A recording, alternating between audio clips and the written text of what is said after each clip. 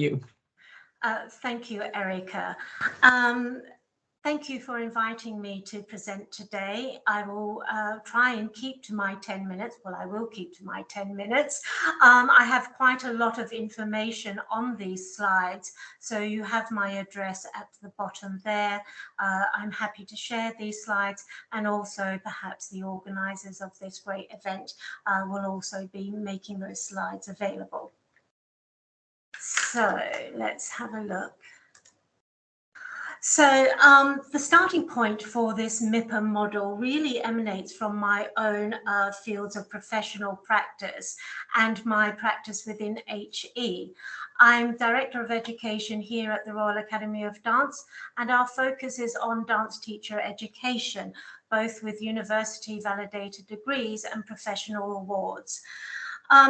Dance teachers and tutors are a rather transitory a tribe. They generally quite often will work across different contexts, public context, private context, community context, and within the subject of dance education and training itself. This morning, I have taught a ballet class. I have delivered lectures on research methodologies, and later on I'm going to be delivering a lecture on the aesthetics of a particular dance work. And I'm always curious about our professional identities. How do I know who I am? How do other people recognize myself as a professional?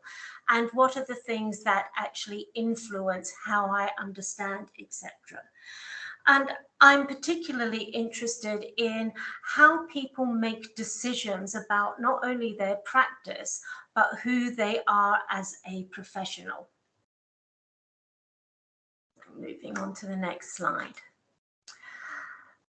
Fundamentally, the MIPA model is a process and a product, and it focuses on the reflective self as opposed to the reflective self.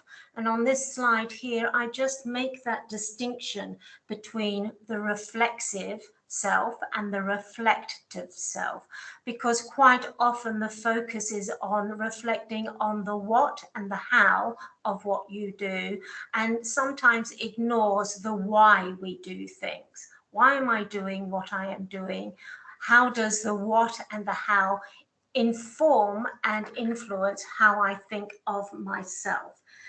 So in doing so, the reflecting on the how and the what and the why, what begins to merge professional identities and profiles. So why the need? And in my experience, 30 years of experience of working in higher education, what I find interesting is the challenges some individuals have when you're speaking to a colleague about bringing their inner conversations out into the open. And that they have some challenges in recognizing what shapes their perceptions and how they really understand their self as a professional, where their beliefs and their attitudes really lie, how they make decisions. Why did you do that? Well, I don't know. And really looking also at acknowledging that a professional identity may be multiple, and it is not, or very rarely, fixed. And that it change. How do we negotiate these changes of who I see myself as a professional? I had difficulty knowing where I was going to put this slide, but I've put it here as a very brief overview of, and it's very simple. I love simplicity.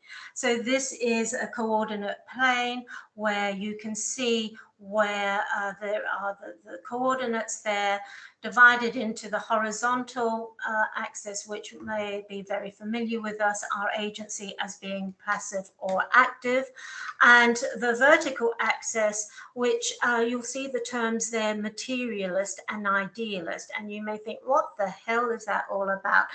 These terms are concepts which are used in the aesthetics of performance practice, and in particular dance criticism. So if you're not in that field, you'll be going, I don't really understand those terms, materialist and idealist, but you will, I'm sure, understand and recognize those terms of being traditionalist in your discipline. This is what the discipline is. This is how it's always been done. This is my expectation on the expectations of others of how I am delivering this discipline, as opposed to that innovation that I'm going to start from fresh. I know what's gone before. I know the historical legacies, but I'm going to take a real different take on it all.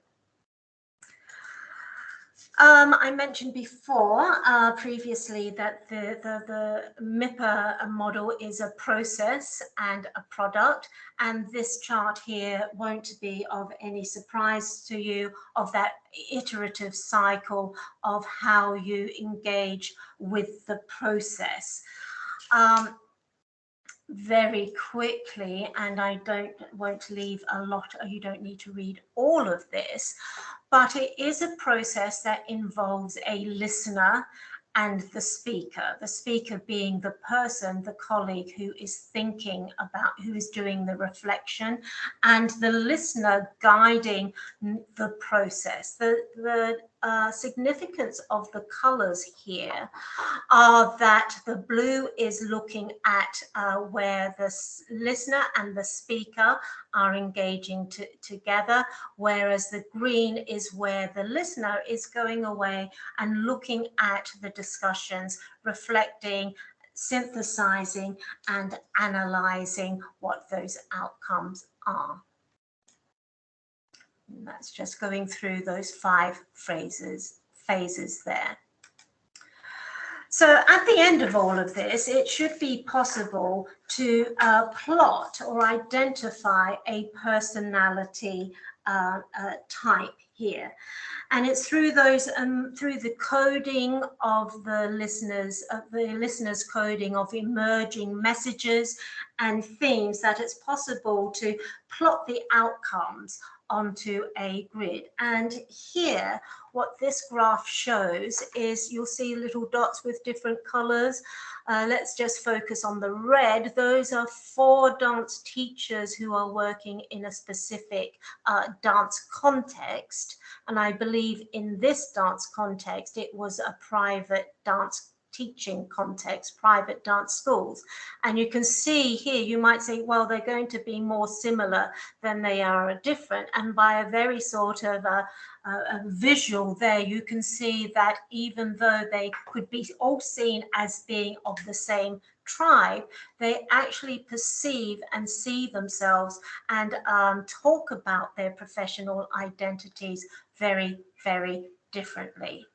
And again, I just want to emphasize that fact that if this was the result of one iteration of the cycle, a second iteration of the cycle, and that person here who's in the passive and materialist coordinate may on another day shift that personal, that professional identity somewhere else. I talked a little bit about, I was interested in how people make decisions. Are they aware of how they make decisions? And these next 2 slides, drawing on Margaret Archer's ideas of modes of reflexivity, provide a framework on how people make their decisions. And again, it's transitory, but it might be perhaps more so than the transitory nature of your understanding your professional identity. Quite often the MO of how we make decisions is less so.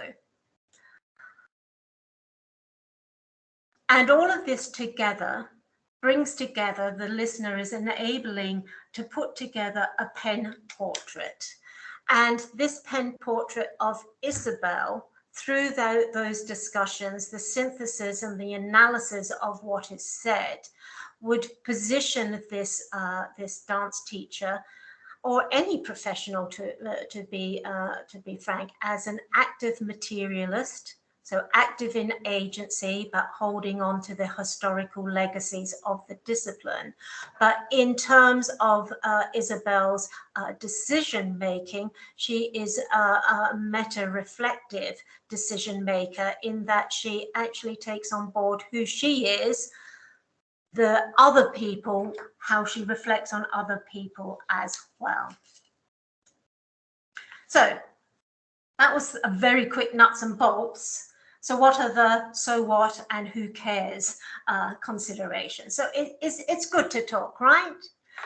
And through working with the MIPA model, people, affirmation, unfolding, revelations have come through.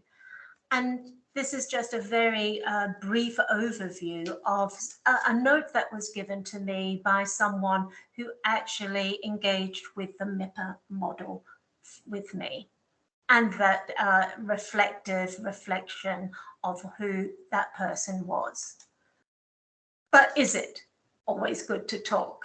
And particularly, there is a confidence in articulating and contemplating one's inner voice. It's something that is me. I don't want to reveal that. There is a fear of judgment and perhaps a readiness to actually take that jump and reveal. And of course, in the bigger picture, it takes time to talk. It takes time to reflect. It takes time to create the product. And will our colleagues actually value what we are doing, and will it be meaningful for them? But what are some of the applications? And as I said, while the MIPA module was constructed around dance teacher educators, trainees, I have been able to use it in mentoring new tutors. So it's not just about the what and how of what they do, but why they are doing these things. I've used it in peer observations of tutoring, when you go in and look at your colleagues, how you do the peer observations, the annual appraisals, of course, not about this is what I do, this is how I do it, but why you are doing it, all of which leads to identifying some professional and personal development opportunities to support our colleagues. So I haven't got a red heart, but there's some things there for you. I'm going to end it there. I hope I wasn't too quick in presenting something that could take a whole week to present. Thank you very much. It could indeed. Thank you. Thank you very much. So questions and comments. Well, there is one in the chat that, again, perhaps can help us to sort of continue the conversation a little bit longer. So sometimes words can be both too much and not enough to engage in the needed reflection. So I wondered if you wanted to comment on that, or sort of express again how it goes back to what you were saying about, again, is it good to talk or is it not? I think it goes back to developing environments where people have confidence to speak. And it isn't, I think we've all been in situations where you think, why am I having to go through this? It's not going to be for everyone. But I think I see my role as a senior academic as nurturing confidence and not feeling afraid of saying, I don't know how this works. I don't know how this happens. But that is a leap of faith to actually go to someone in more powerful position or perceived powerful position to you, to nurture those confidences to be able to do it. Sometimes if people aren't ready to have those discussions, I would say write your own journal. Write a journal every day. I mean, as educators, we should all be reflecting on how we deliver whatever it is we deliver. What worked, what didn't work, why didn't it work, and go back and reflect on that, but also be reflexive on, well, why did I do what I did? could I have done it a different way? Or is it because I am doing whatever it is, because I am very much wanting to uphold the traditions of this discipline? And in dance in particular, there are very strong disciplines, particularly in, for example, ballet, historical traditions, that if you deviate from those traditions, you feel perhaps that you're not a bit of a renegade and you will be judged as a renegade. I'm a renegade, but not everyone is. I don't know if that answered that question, but I think that notion of trust, nurturing, confidence, especially younger tutors who come on board. Yes, I would totally agree with that. And again, I think there has been like an interesting sort of a couple of interesting comments on how what you have explained is a process for, again, also for morphing identities. So professional identities that change because of, again, organization restructuring, or perhaps simply because your job changes or the remit of your job changes slightly. So definitely reflection and it's what you were sort of been talking about are really useful and could be sort of empowering tool and very powerful. Yeah, you mentioned sort of the creation of safe spaces, I think, so spaces where people are kind of confident in kind of sharing and you know, talking about their identity. I wonder again if you could sort of, if you want to say something more about that in relation to your discipline and to the process that you have highlighted. I'm going to focus on peer review, because quite often peer review, when you go in and see a colleague, it's someone more senior that comes in and watches you. I've been there, we've all been there, and the dynamics absolutely change. And if a peer review is really a peer review, and we go back to Vygotsky's sort of zone of professional development, it should be someone that is experiencing the same sort of things and at the same stage of development in their professional career as the person being observed.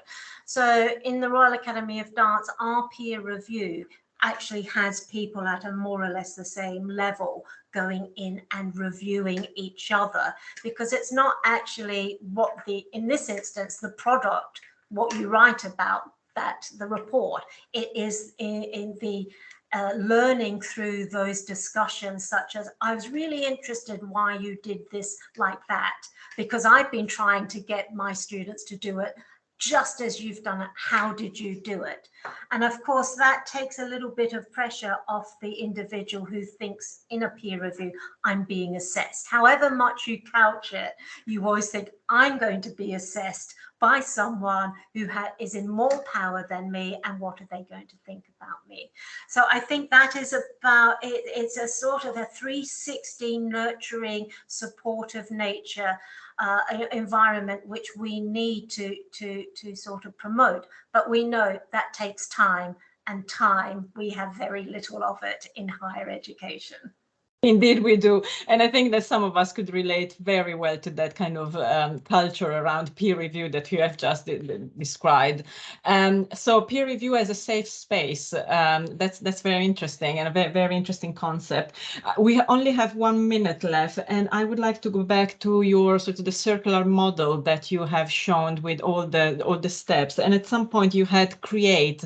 So I wonder whether there is a link between that creativity that we were talking about this morning, and sort of, you know, creativity being sort of included in this process for, you know, creating an identity or reflecting on a professional identity. I wonder if you could spend very quick words, because we are running out of time. Absolutely. And I think this notion of create is co-creation. And I think as an individuals, we will create, and we come together and we discuss what we have created, and the outcome, the product, is something that is co-created between, in this instance, the listener and the speaker being the reflective person. Thank you very much, Michelle. We